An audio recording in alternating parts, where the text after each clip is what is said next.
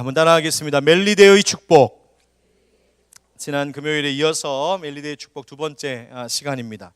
오늘 우리 청년들이요 겨울에 1박 2일 수련회 하고 있습니다. 앞에 이렇게 모여 있고 우리 또 찬양 연주해 준 우리 반주자들도 청년들이었는데요.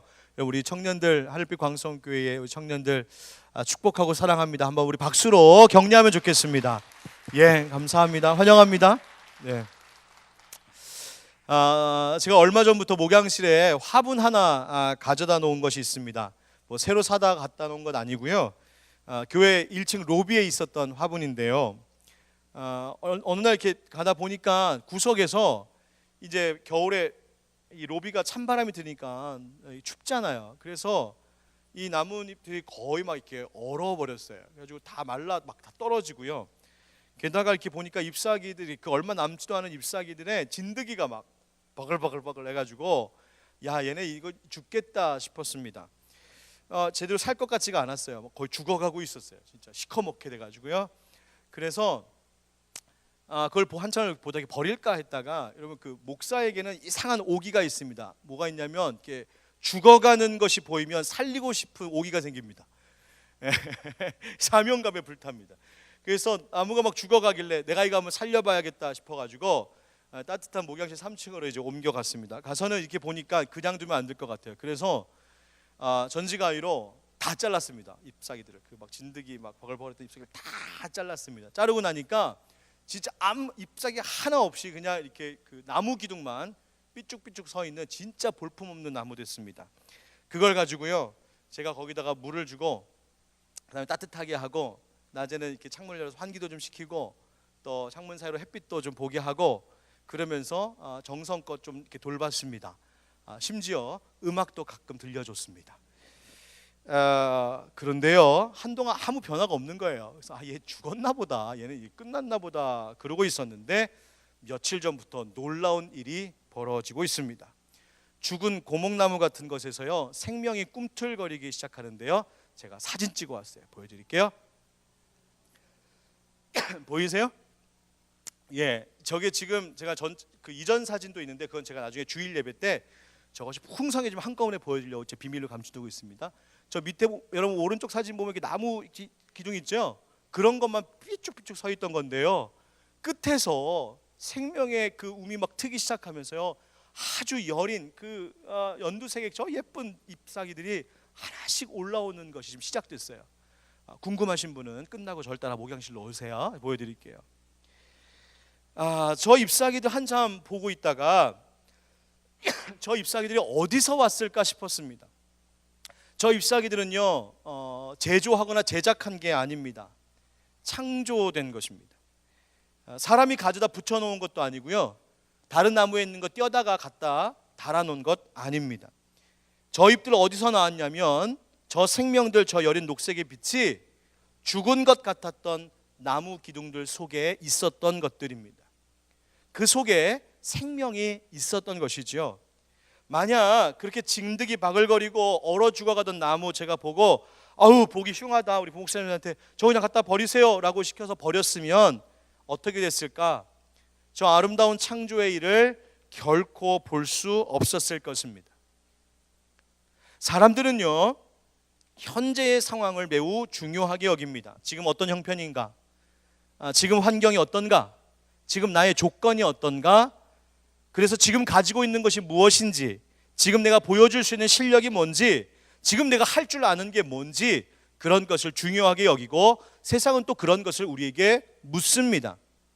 하지만 세상을 바라보는 더 중요한 시각이 있는데 그것은 앞으로 어떠할 것인가를 내다보는 안목입니다. 2000년도에 처음 나왔던 책이 하나 있어요. 여러분 이재철 목사님 잘 아시죠? 주님의 교회였던 지금 100주년 기념교회 이재철 목사님, 그 목사님께서 쓰셨던 책인데요. 청년아 울더라도 뿌려야 한다는 책이 있습니다. 크리스천 우리 믿는 청년들 한 번쯤은 꼭 읽어보면 좋겠다는 책 중에 하나입니다. 그 책의 서두에 이 저자이신 목사님이요 청년이란 하면서 이렇게 정의합니다. 청년은 현존하는 미래입니다. 이렇게 말하고 있습니다. 그러면서 이런 말을 해요. 청년 한 개인의 미래는 그 개인만의 미래로 끝나지 않습니다. 그리고 청년의 오늘은 그날 하루에 멈추어 버리지도 않습니다. 바로 그의 오늘은 그의 내일과 직결될 뿐 아니라 많은 사람들의 내일과 연결되는 까닭에 나는 청년들을 현존하는 미래라고 부르는 것입니다 라고 그렇게 피력하고 있습니다. 현존하는 미래라고 말하는 것은 저자가 먼저는 자기 자신의 미래이기 때문이라고 말합니다. 청년은 자기 자신의 미래를 준비하는 사람들이다. 더 나아가 장래에 두 번째로는 가족의 미래이기도 하다. 청년의 미래는, 청년의 바로 지금 오늘 이 모습, 그리고 청년의 미래는 가족의 미래다. 장래에 한 청년이, 한 사람이 영광스러운 개인의 삶을 살면 그것은 또한 가족의 영광이고, 반면에 나의 미래가 수치스러운 미래가 된다면 그것은 또한 그 일을 함께 겪어내야 하는 부모, 형제, 배우자, 자녀, 미래의 자녀들의 어려우며 수치가 되기도 할 수 있다는 사실을 기억하라고 말하고 있습니다. 더 나아가 세 번째로 현존하는 미래라고 하는 것은 바로 이 청년들에게 이 민족, 이 나라가 바로 이들의 손에 달려있기 때문이라는 것이죠. 마치 우리 젊은이들을 바라보면 지금은 그 파란 눈 하나 보이지 않는 고목나무 같은 기둥들만 있는 것 같이 보인다 할지라도, 청년들 스스로 나 자신이 그렇게 아무것 하나 볼품없는 그냥 나무 기둥들 푹푹 박아놓은 것 같은 그런 모습인 것 같다 할지라도 그 속에 여전히 새 잎이라고 하는 미래를 품고 있는 바로 생명이 있는 청년들임을 기억하며 살아야 하는 것입니다. 여러분, 나는 그저 나 혼자가 아니라 미래입니다. 여러분, 여기 있는 청년들은요, 여러분 그냥 혼자가 아니라 여러분들의 미래에 만날 모든 사람들의 삶을 여러분 지금 살아가고 준비하고 계신 것입니다. 청년기를 지나서 여기 이제 중년층 또 노년층에 계신 분들, 이런 얘기는 나랑 전혀 해당되지 않는다라고 여러분 말하시겠습니까? 그렇지 않아요. 이런 말이 있습니다. 내가 산 오늘은, 내가 지금 살아갈 오늘은 내가 앞으로 살아갈 날들 중에 제일 젊은 날이다. 무슨 이야기인지 이해되셨어요? 내가 지금 살아갈, 아침에 눈을 딱 떴어요. 내가 오늘 살아갈 이 날은 내가 앞으로 살아갈 모든 날들 중에 내가 지금 제일 젊은 날이다. 따라서 과거를 늘 바라보며 사는 사람들은 항상 늙은이로 살아가지만 미래를 항상 보며 사는 사람들은 늘 청년들로 살아가는 것입니다. 우리는 미래를 바라보는 미래를 바라보는 한 항상 그 청년의 가슴으로 살아갈 수 있습니다. 여러분 꼭 기억하세요. 우리 안에 언젠가는 반드시 밀어내야 할 그 푸르고 여린 그 생명의 잎이 내 안에 이미 잠재되어 있고 존재하고 있음을 우리는 잊지 말고 살아야 합니다. 그래서요, 하루하루가 성실한 삶이 되어야 합니다. 예수님께서 지극히 작은 것에 충성하라고 하신 말씀은 내가 큰 미래의 것들을 바라보며 내가 그때 가면 충성하겠다가 아니라 바로 내가 오늘 이 순간 충성함으로 하나님의 역사를 이루어가는 바로 놀라운 발걸음이 된다는 것입니다. 예전에 제가 교육전도사 때 우리 선배 목사님, 담임 목사님들이 항상 하시는 말씀이 있었어요. 박전도사가 지금 하는 그대로 똑같은 부교육자 나중에 만난다? 여러분, 그런 말씀 종종 하셨어요. 너 지금 하는 모습 그대로 만나. 제가 그 말이요, 정말 그때 충격처럼 다가왔습니다. 그렇구나. 정말 성실해야 되겠구나. 정말 열심히 해야 되겠구나. 그래서 하루하루 최선을 다했습니다. 뭐 많은 재주가 있는 건 아니지만 정말 성실하게 하려고 했습니다. 그랬더니요, 정말 좋은 부교육자들, 좋은 동역자들 많이 붙여주셨어요. 여러분, 주님의 이 가르침은 오늘의, 어쩌면 미래의 많은 날들 중에 가장 작은 날일 수 있는 바로 오늘에 성실하라고 주님은 말씀하고 계십니다. 그래서 방금 소개했던 이 책에서 저자가 중심으로 삼았던 하나님의 말씀이 뭐였냐면 바로 시편 126편 5절 말씀입니다. 우리 한번 같이 읽어볼까요? 시작.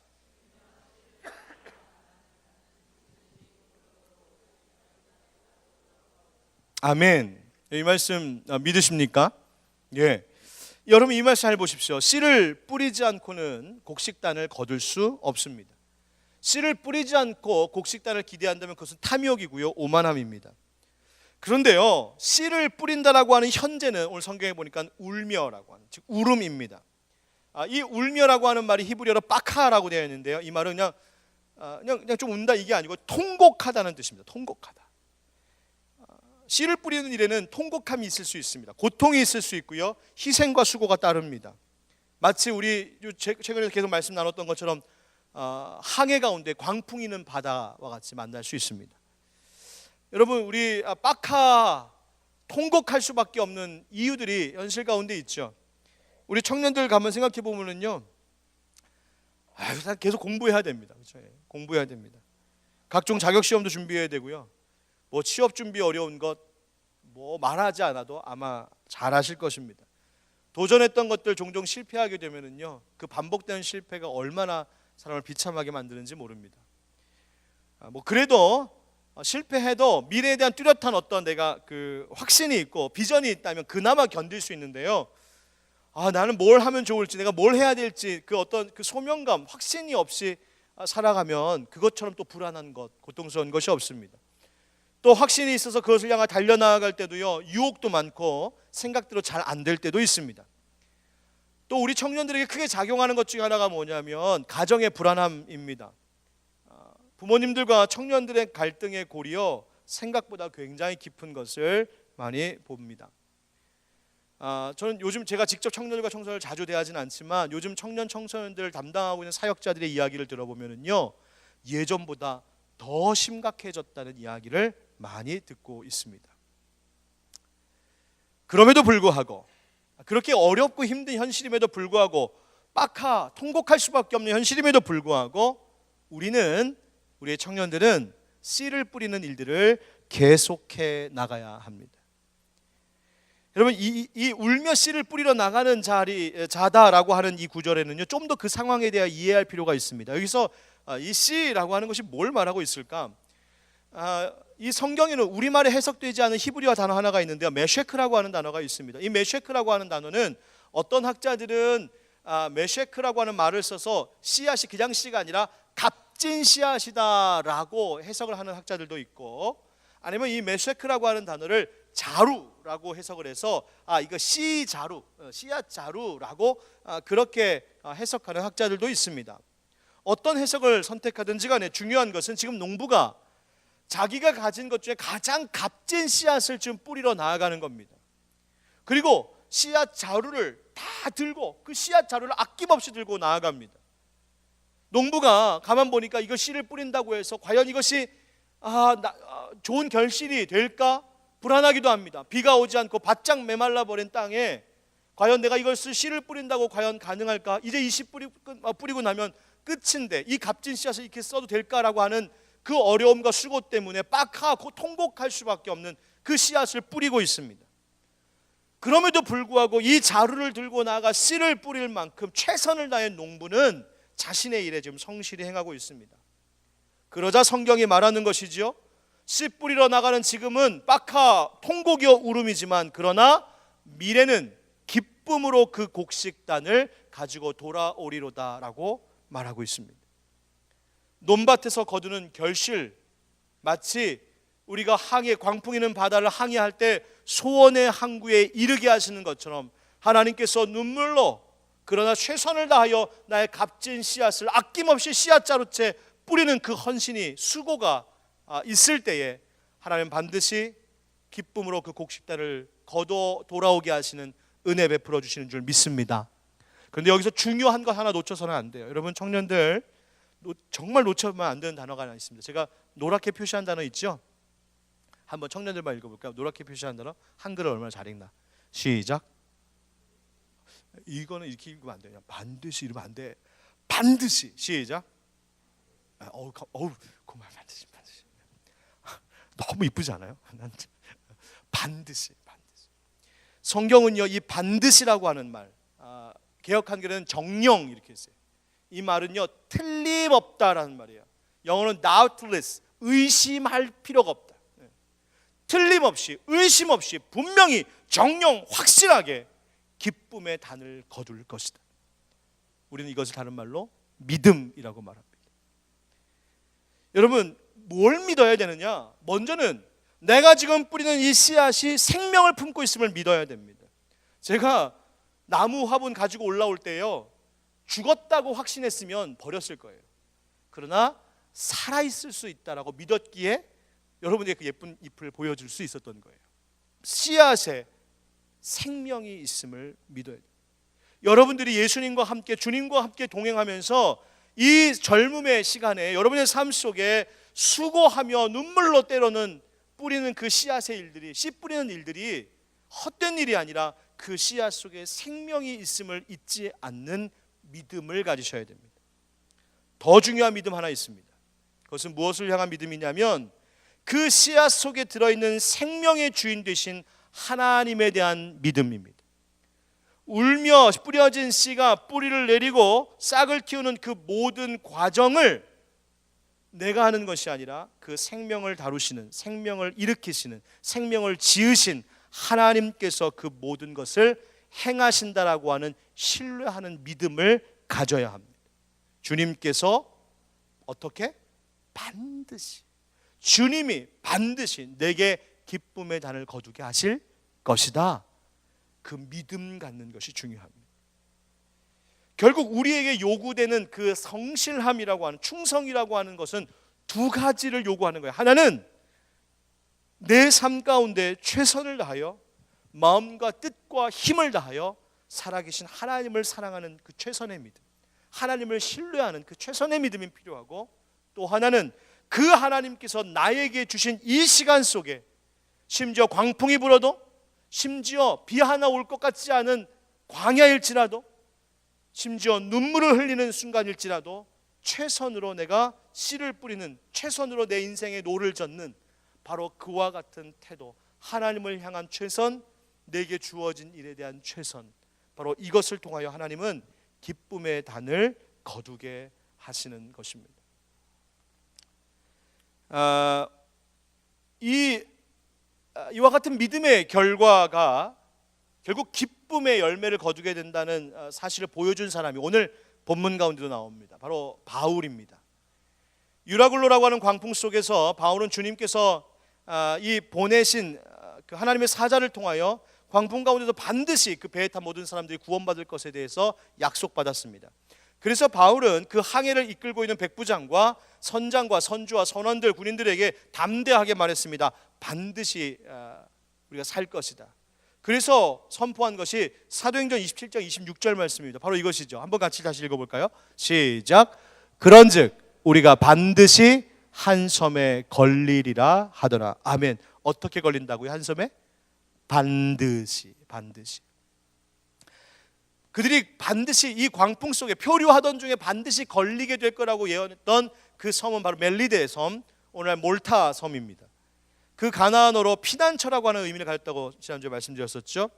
물론 이 섬은 이 항해의 최종 목적지는 아니었습니다. 그러나 최종 목적지인 로마까지 이르기 위해 하나님께서 거쳐가야 할 중간 거점으로, 피난처로 준비해 두셨던 섬이 바로 이 멜리데 섬이었습니다. 바울과 그 배에 탔던 276명의 사람이 우연히 이 섬에 걸린 것 같았지만 실은 그 모든 자연을, 정말 해류의 흐름 하나까지도 다스리시는 하나님의 손길과 섭리 속에서 이 광풍에 휘말렸던 이 배가 아무것도 할 수 없었던 그들이 이 멜리데 섬에 안착하게 됩니다. 거기서 어떤 일이 있었을까? 하나님께서 이 멜리데 섬을 통하여서 바울과 그 일행들에게 엄청난 복을 부어주시는데요, 그들이 그 고통 속에서 바울이 나는 하나님을 믿노라라고 고백했던, 나는 하나님께서 우리를 구원하시겠다고 약속하신 것을 나는 믿노라라고 했던 그 믿음이 결국 멜리데라고 하는 기쁨의 곡식단을 거두는 그 놀라운 일로 연결되고 있음을 성경은 우리에게 보여주고 있습니다. 어떤 복을 주셨을까? 오늘 이제 그 말씀을 함께 나눔을 통하여서 여러분들이 수고하고 애쓰는, 특별히 우리 청년들이 정말 미래를 향하여서 열심히 살아가고 있는 그 삶의 수고의 아름다운 결과가 기쁨의 곡식단처럼, 또 멜리데 섬의 축복처럼 여러분의 삶에 가득하기를 주의 이름으로 축원합니다. 어떠한 복을 주셨을까? 첫 번째 따라하겠습니다. 하나님은 사람들의 마음을 움직이십니다. 여러분, 멜리데 섬에 14일 만에, 광풍이는 바다에서 표류하다가 14일 만에 섬에 도착한 이 바울을 비롯한 276명의 사람들, 그들의 몰골을 한번 좀 이렇게 상상해 보세요. 온몸은 물에 완전히 젖어 있고요, 아무것도 먹지 못하다 이제 겨우 마지막에 조금 먹었죠. 죽음 바로 앞에까지 갔던 사람들이었습니다. 그들에게 어떤 일이 있었냐면요, 오늘 본문 1절 2절 한번 성경을 한번 보십시오. 1절 2절 함께 읽어보겠습니다. 시작. 우리가 비가 오고 날이 참에 원주민들이 우리에게 특별한 농정을 하여 불을 피워 우리를 다 영접하더라. 아멘. 여러분, 지금 이 시기가 언제냐면요, 11월입니다. 그러니까 초겨울이라고 말할 수 있는 때예요. 14일 동안 광풍 속에서 헤맨 사람들이 초겨울 비가 오는 섬의 해안가에 지금 있는 겁니다. 여러분, 이렇게 생각만 해도요 몸이 덜덜덜덜 떨리는 그런 순간입니다. 그런데 보니까 저 멀리 내륙 쪽에서 사람들이 이렇게 오는 게 보입니다. 보니까 그 섬에 사는 원주민들이에요. 개역 한글을 보면은 더 리얼하게 번역했어요. 토인들이다. 토인들. 그 땅에 사는 사람들. 이 원주민이라고 번역된 이 헬라어가 뭐냐면요, 바로 이겁니다. 바르바로스라고 하는 단어인데요. 바르바로스에서 영어 바로 바바리안이라고 하는 말이 나왔습니다. 야만인이라고 하죠. 바바리안. 근데 이 바르바로스라고 하는 야만인, 원주민이라고 하는 말에는 어떤 의미가 함께 있냐면 말이 거친 자, 무례한 자, 이런 의미를 담고 있습니다. 그러니까 지금 죽다 살아난 사람들이 겨우 도착한 이 멜리데 섬에서 만난 그 사람들, 지금 다가오고 있는 원주민들은 아주 예의 바르고 아주 품격 있고 모든 걸 참 잘해줄 수 있는 그런 사람들이 아니고요, 지금 바르바로스, 어떻게 나올지 모르는 사람들입니다. 갑자기 화살 들고 창 들고 와서 잡아먹겠다고 달려들지도 모를 사람들입니다. 그런데 오늘 성경이 뭐라고 말해요? 비가 오고 날이 참에 원주민들이 우리에게 무엇을 하여? 특별한 동정을 하여 불을 피워 우리를 다 영접하였다. 특별한 동정이라고 하는 거 직역하면은요 무슨 말이냐면 평범하지 않은 친절이다, 그런 말입니다. 자비를 베풀어 주었다, 사랑을 베풀어 주었다, 동정심을 베풀어 주었다, 이런 이야기입니다.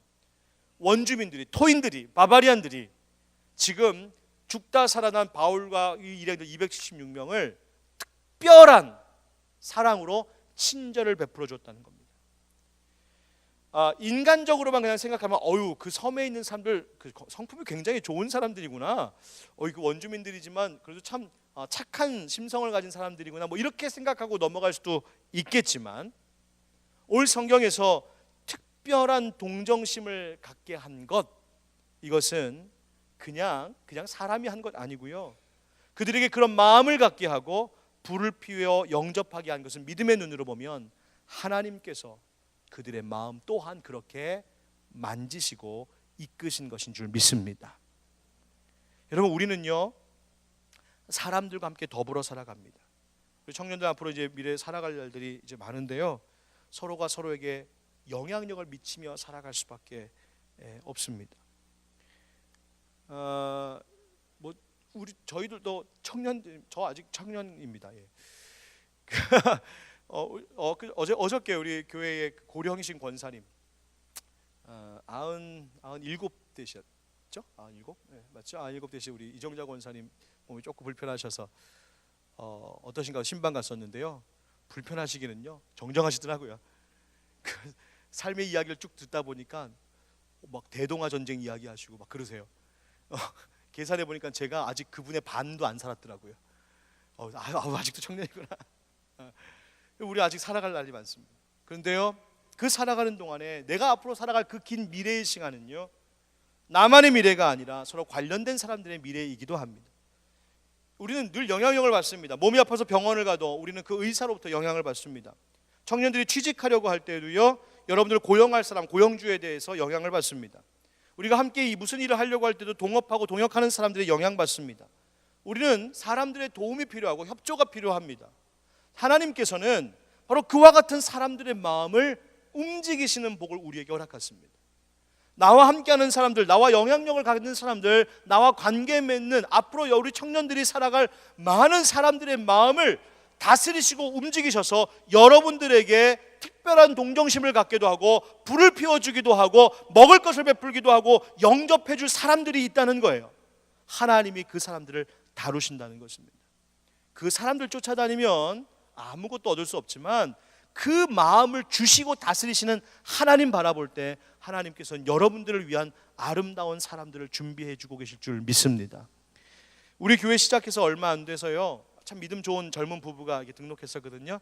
아들 하나 있는 가정이었는데요. 이제는 자녀가 둘 되었군요. 그 젊은 부부가 뉴질랜드로 이민을 갔습니다. 가서 뭐 하려고 그러냐 그랬더니 그 남편 되는 젊은 그 신랑이 새로운 일에 도전한다는 거예요. 무슨 일 도전하는데요? 요리 배우겠답니다. 해본 적 있냐고. 없대요. 제가 기도해주고 보내면서도 불안불안했어요. 진짜 가가지고 이 사람이 요리를 배워갖고 이제 배워서 요리사 그러면서도 하여튼 축복해주고 보냈어요. 그러다가 이제 이 애기 엄마가 둘째 출산 때문에 한국에 잠깐 들어왔을 때 같이 식사하면서 이제 이야기를 나누는데요. 놀라운 이야기를 들었어요. 간지 얼마 안 됐는데 좋은 레스토랑에 보조 셰프로 들어갔대요. 이렇게 말이 되냐 지금? 지금 가서 뭐 얼마나 배웠다고? 경력이 있던 사람도 아닌데 어떻게 들어갔느냐? 이야기 보니까 그 레스토랑 뭐 이렇게 아마 이제 친분은 있었던 사람이었던 것 같은데 아마 그 자리에 이제 자리가 갑자기 비었나 봐요. 그 보조 셰프로 일하던 사람이. 그런데 이 사람이 요리 공부하고 있다고 하니까 이 집사님을 너무 그냥 좋게 본 거죠. 그래서 그냥 와서 일하라고. 이게 앞뒤가 뭔가 안 맞는 것 같고 이해할 수 없는 방식이었지만 그렇게 되는 거예요. 집사님 하는 말 주님이 하신 일이죠 뭐. 사람의 마음을 이렇게 움직이시는 거예요. 여러분, 하나님께서는 우리들의 마음, 나의 삶의 길을 이렇게 가이드해주고 이끌어줄 수 있는 사람들의 마음을 움직이시는 권한이 우리 하나님께 있음을 믿으시기 바랍니다. 친절과 동정의 마음을 갖게 하시기도 하고요, 돕게 하십니다. 주님을 향한 믿음으로 사는 이들에게 여러분을 위하여 불을 피워놓고 영접해줄 놀라운 축복의 사람들이 준비되어 있는 줄 믿습니다. 두 번째로 하나님 멜리지 섬에서 어떤 복 주시는지 아십니까? 따라하시죠. 하나님은 병든 것을 치료하십니다. 몸을 데우기 위해서 따뜻한 불 주변에 앉아 있다가 추웠는지 바울이 장작 나무 하나 더 이렇게 쓱 넣었어요.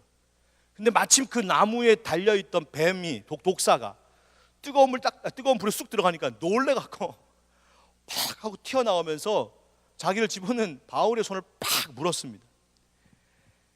이 장면을 본 원주민들이요, 자기네 섬에서 살고 있는 독사가 얼마나 독한지 아는 거죠. 맹독을 가진 독사임을 알았겠죠. 이 사람이 이제 죽었구나 싶었습니다. 그래서 뭐라고 말했냐면, 이 사람이 그 광풍이는 바다에서도 살아나왔지만 겨우 죽음을 피했지만 결국 죄값은 치르는 거야. 이 사람 살인자와 같은 죄인이다. 그래서 신이 이렇게라도 벌을 좀 하는 거다라고 그렇게 이야기했습니다. 아마 그 섬에서 내려오는 무슨 전설 같은 그런 이야기가 있었던 모양이라고 어떤 학자들은 그렇게 추측하고 있어요. 그래서 신이 심판했다고 보는 거예요. 그래서 저 사람이 이제 죽었다라고 이제 보고 있었어요.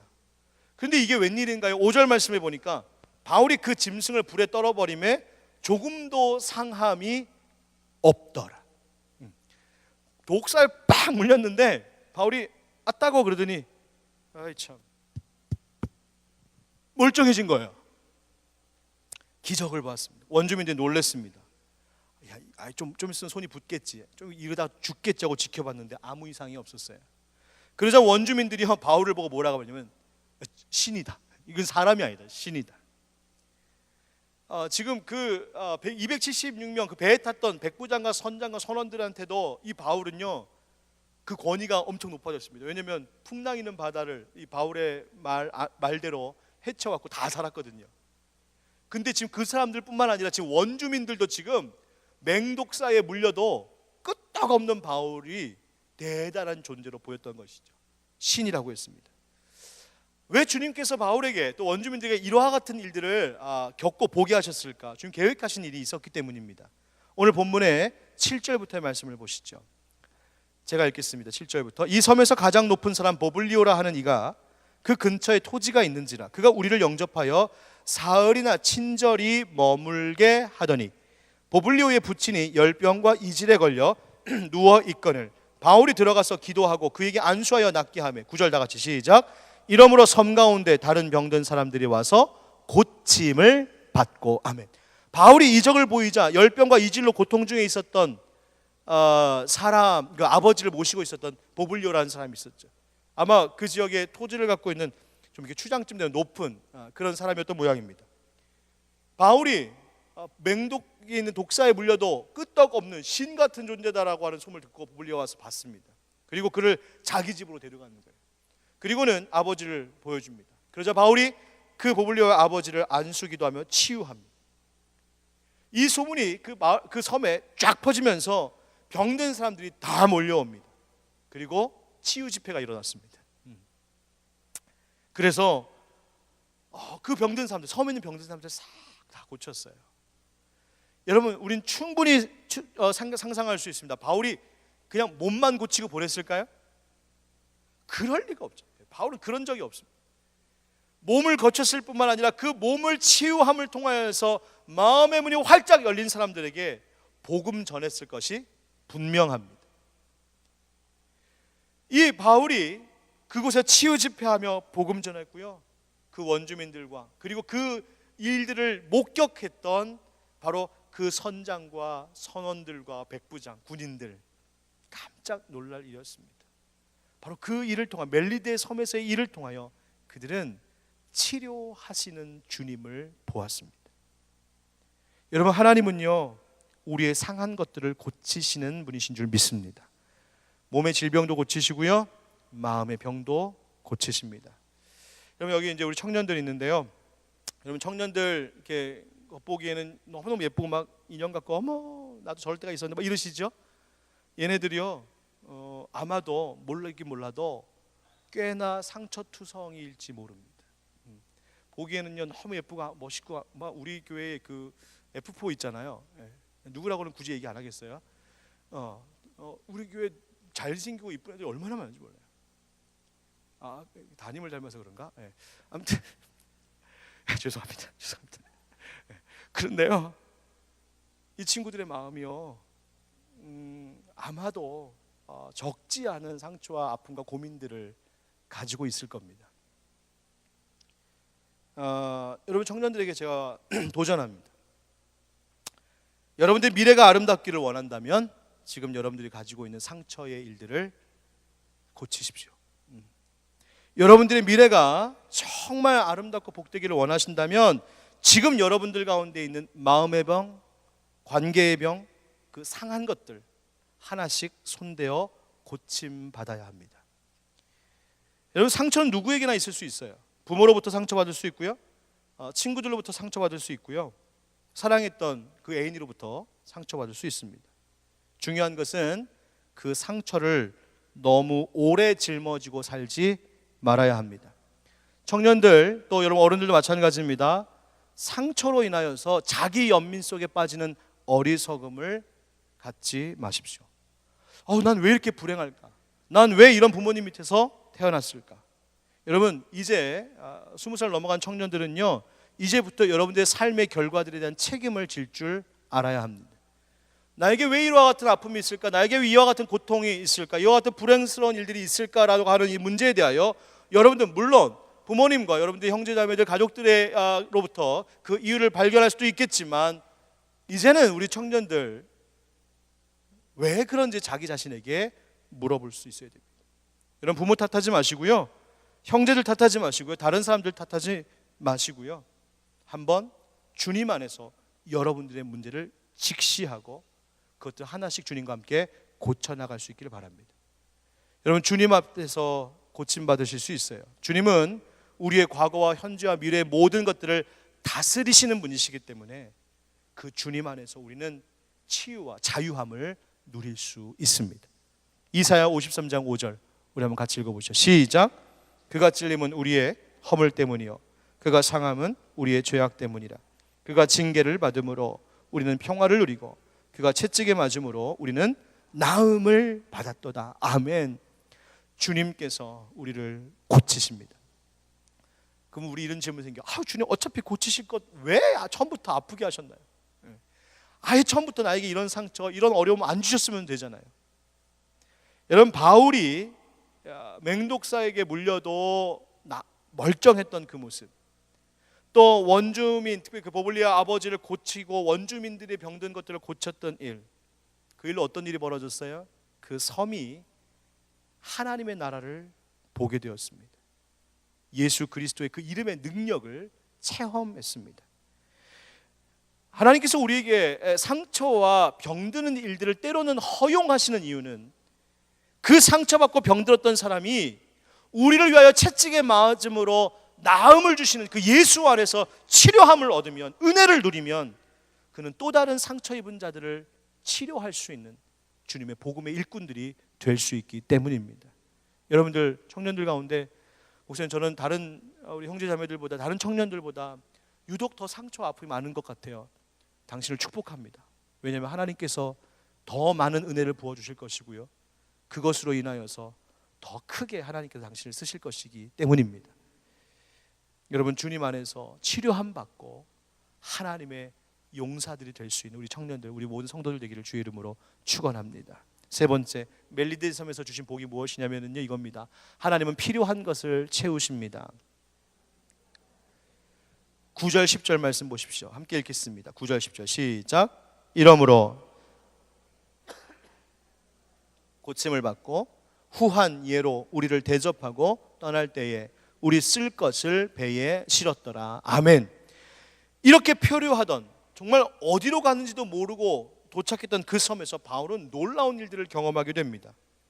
거기서 원주민들의 영접을 받고 치유 집회가 일어나고 복음을 전할 수도 있게 되었죠. 그런데 그뿐 아니라 거기서 하나님께서 무슨 은혜를 주셨냐면, 이제 다시 로마로 하게 할 동안 필요하게 될 자원들을 거기서 보급받는 놀라운 역사를 경험하게 됩니다.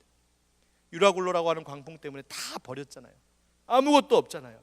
그런데 하나님께서 내가 어디로 가는지 모르고 얼결에 밀려 쓸려 왔는데 와보니 거기가 하나님이 다시 충전시켜 주시고 다시 보급해 주실 보급 기지였단 말입니다.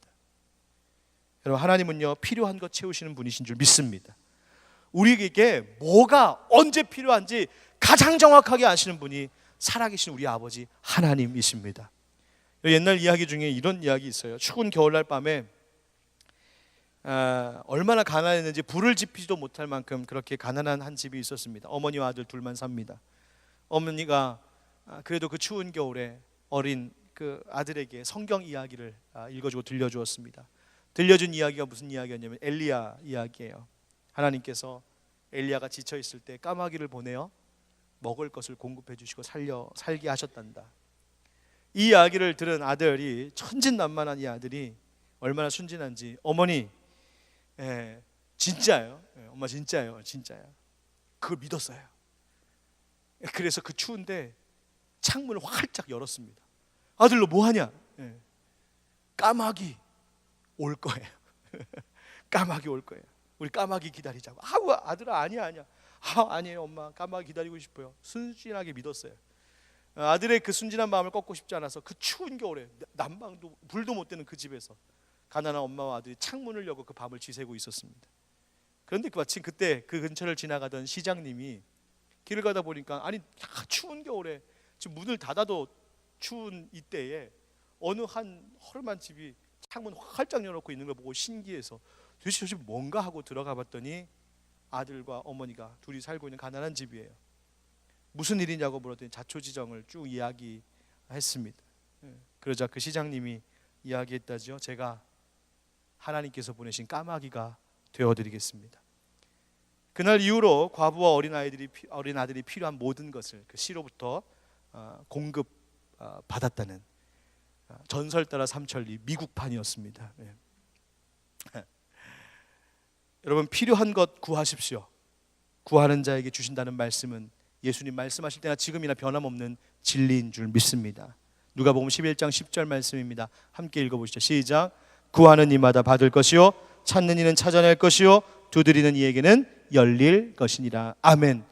다만 주님 앞에 구할 때에 우리 가운데 주의해야 할 것 있습니다. 그것은 의심하지 않는 것이요, 그리고 단순히 물질이 아닌 하나님의 의를 구하는 것입니다. 그래서 예수님은 누가복음 12장 28절부터 31절에 이렇게 말씀하셨지요. 오늘 있다가 내일 아궁이에 던져지는 들풀도 하나님이 이렇게 입히시거든 하물며 너희일까 보냐.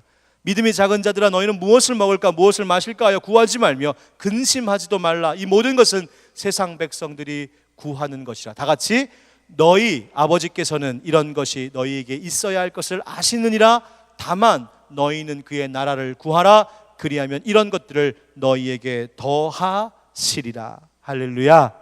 아멘. 사랑하는 우리 청년 여러분, 여러분들이 미래를 살아가는 동안에 필요한 모든 것들은 하나님 아버지께서 주실 줄 믿으시기 바랍니다. 여러분, 이것은 진리입니다. 제가요 여지껏 살면서 그거 경험하며 살아왔습니다. 제가 이렇게 생겨가지고 되게 있는 집 아들같이 보여갖고 많은 손해를 봤는데요, 저희 집사람도 그렇고 저도 그렇고요, 별 그다지 그렇지 않았습니다. 그런데 하나님께 지금까지 살아오는 동안에 필요할 때마다 채워주시고 부족하지 않게 하셨습니다. 되게 하셨습니다. 여러분, 그 하나님께서 우리 청년들의 삶도 그렇게 축복하시고 예비해 주시고 채워주실 줄 믿습니다.